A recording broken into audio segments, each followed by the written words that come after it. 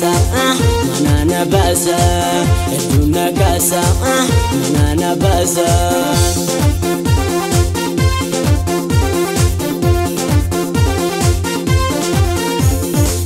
Bare duro motanya ragatisa, bare dake arge atamin jatisa. Oso mado fado anarabesisa.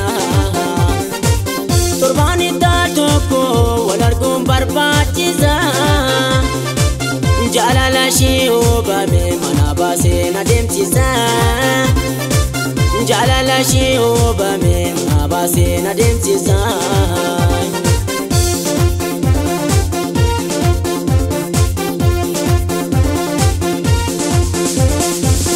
aballo sallokum abai basaka Jabimba degalte mal sababe daga biya kenna kosora koticha namni wal jalatu jirun saboicha aballo sagolba abai basaka Jabimba degalte mal sababe daga bagaji zera buti ananyati garabu anisima vyadaya mabubatura kobo Anisima vyadaya mabubatura kobo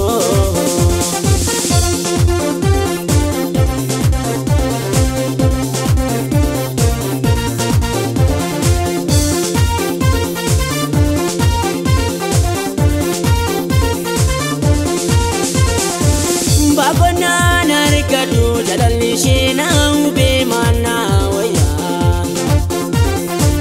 Namota ira basa ebduna dufe umakina tiasasa jalala ketina ni marate ebduna kasa manana basa ebduna kasa manana basa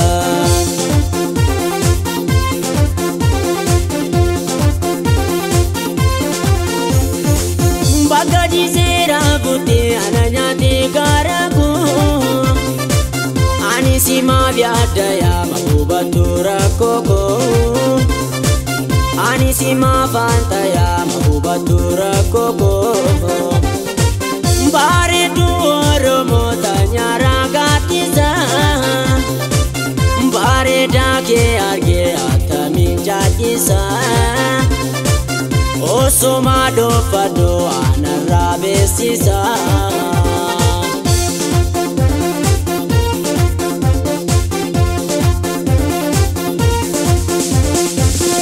Silata binan jalali marate bargama sibasa osoti atate wabena chia garang kolosini mesirra kayada arkallo lasini silsilata binan jalali marate bargama sibasa osoti atate bare duro motanya ragatiza bare dake arge jatisa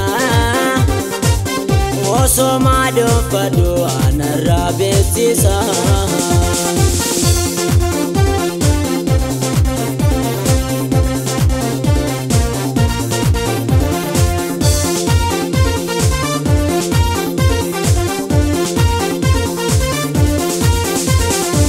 babona narikadu jalali shena ube mana waya Namota ira dana basa ebduna dufe umakina tiasasa jalala ketina ni marade ebduna kasa manana basa ebduna kasa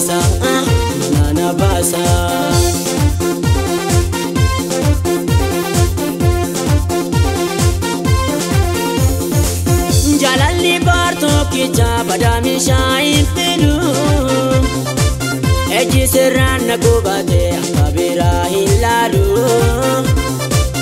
Iji sirraan na gubate akka biraa hin laalu. Bakka jiseera buti ana nyaate garagu. Ani simaaf yaadda yaama hubatu rakkoo. Ani simaaf yaadda yaama hubatu rakkoo.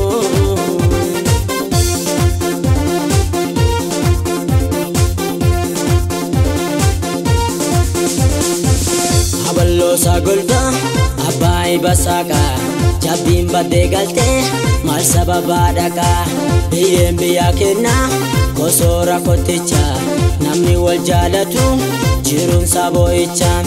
Abaloo sagolba abbaa basaaka jabbiin baddee galtee maal sababee dhaqa. Bakka jiseera buti ana nyaate garagu. Ani simaaf yaadda yaama hubatu rakkoo. Ani simaaf anta yaama hubatu rakkoo.